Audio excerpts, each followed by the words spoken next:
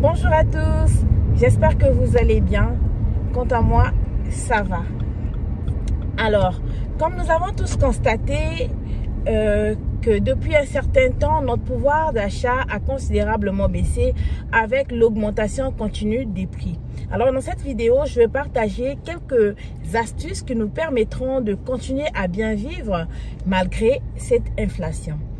Alors, astuce numéro 1, c'est de faire l'inventaire de tous nos besoins selon leurs priorités. On doit se poser la question de savoir ce que nous avons réellement besoin avant de faire une dépense. Astuce numéro 2, faire le budget par rapport à notre revenu.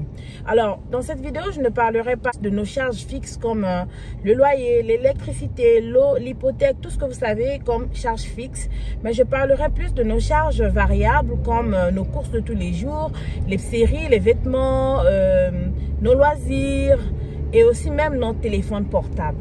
Alors, pour ce qui est des courses, il est recommandé de faire des courses dans différents supermarchés. Pourquoi? C'est parce que en faisant nos courses dans plusieurs supermarchés, nous avons la possibilité d'évaluer les prix et nous décider où on peut acheter. Parce qu'on va découvrir les prix qui sont abordables, en fait des prix moins chers. Et puis, si nous n'avons pas la motivation d'aller de supermarché en supermarché, on peut opter pour les prospectus, ou encore appelés circulaires ou flyers en anglais.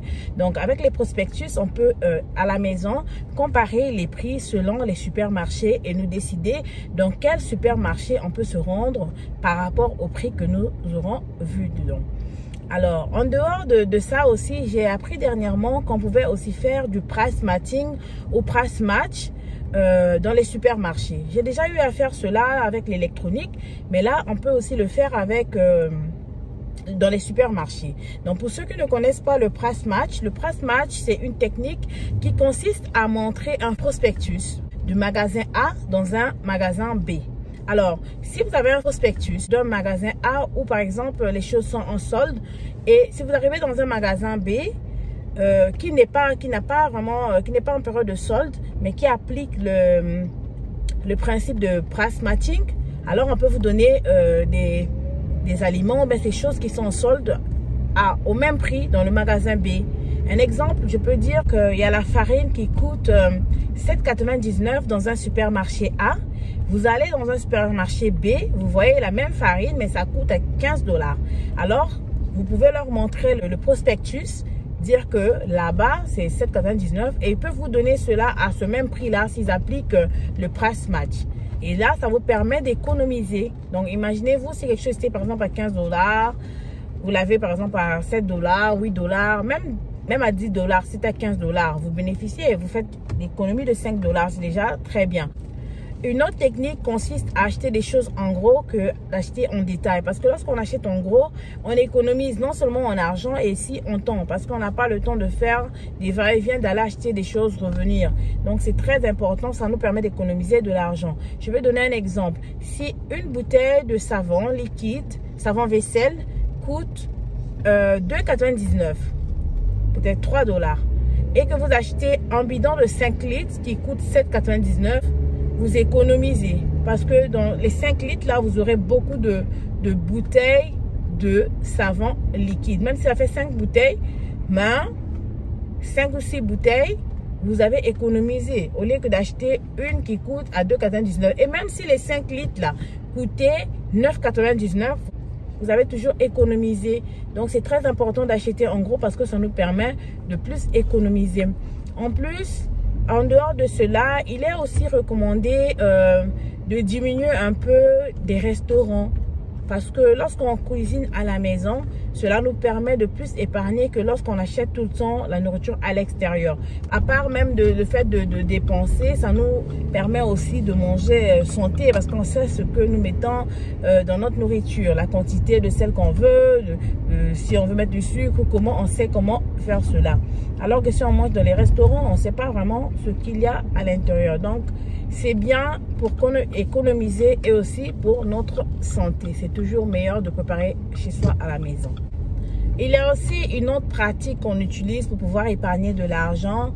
C'est d'opter pour l'achat en solde. Lorsqu'il y a les soldes, c'est mieux d'acheter, voir la date des péremptions. Si c'est encore un peu loin, on peut toujours acheter et puis garder à la maison. Cela nous permet d'économiser de l'argent.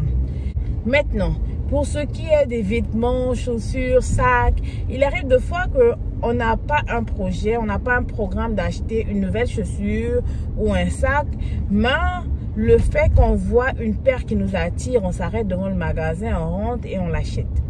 Et puis, parfois, on la met une fois et après cela, on ne la met plus parce qu'on n'en avait pas vraiment besoin. Alors, au lieu de tout le temps acheter des choses sans programmer, on peut faire une liste, on peut aussi opter pour les vêtements en solde. Ça aussi, c'est une autre méthode de pouvoir épargner. Toujours savoir la priorité, avoir la priorité de de nos besoins en fait. Si on n'a pas besoin des chaussures ou des vêtements en ce moment-là, ça ne vaut pas la peine de pouvoir acheter. C'est très important de se faire plaisir, mais il faut voir la priorité, selon la priorité. Ok, à part les vêtements, sacs et autres, on a aussi les loisirs. Souvent là, on dépense beaucoup pour nos loisirs, alors que on peut opter aussi pour des loisirs gratuits. On a les plages, pendant l'été ici, on peut aller à la plage, dans des parcs gratuits où il y a de l'eau, des parcs aquatiques aussi. On peut vraiment s'amuser, on peut avoir du bon temps. On peut créer des soirées cinéma chez soi. Donc, il y a vraiment beaucoup de choses qu'on peut faire sans pour autant dépenser. Mais il y a des moments aussi, on peut toujours avoir des activités payantes, des loisirs payants.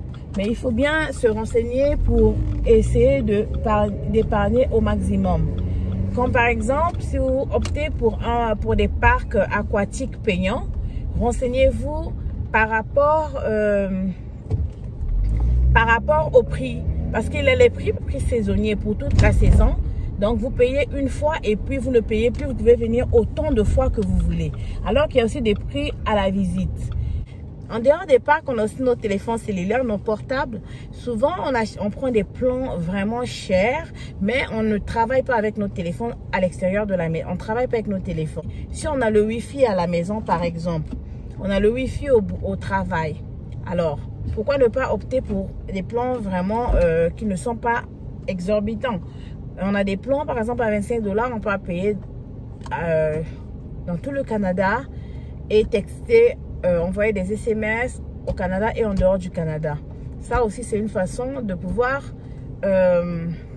épargner. On peut choisir un plan de 35 $, 30 $ au lieu d'avoir des plans de 100 $ pour ne pas vraiment utiliser ça. En dehors de ces astuces, on peut aussi trouver des idées de business qu'on peut faire qui peuvent nous permettre de fructifier notre revenu afin que nous puissions nous en sortir, quoi. Mais bien réfléchir à quel genre de business on peut faire. Donc, mener une étude de marché pour ne pas encore perdre ce qu'on a. Parce qu'avec l'inflation, ce n'est pas aussi facile de pouvoir investir en ce moment-là. Peut-être ça fera l'objet d'une prochaine vidéo, les idées de business qu'on peut faire en ce moment d'inflation.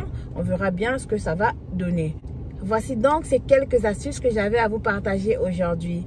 C'est très important d'économiser, mais ne nous privons pas trop. Il faut se faire plaisir de temps en temps parce que notre bien-être est notre priorité. Alors, beaucoup diront que c'est trop de tracasseries.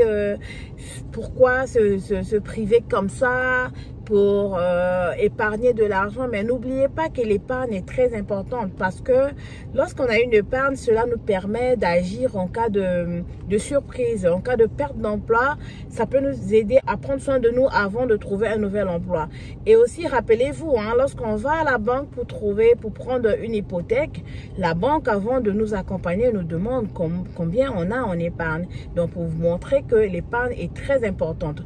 Il est vrai que la plupart du temps, notre revenu est consacré à la consommation, mais il est très important d'économiser afin d'épargner, même le plus minime de notre revenu. C'était Nanelle, merci de m'avoir suivi. Je vous souhaite une bonne journée, prenez bien soin de vous et à nous revoir dans une prochaine vidéo. Merci, au revoir.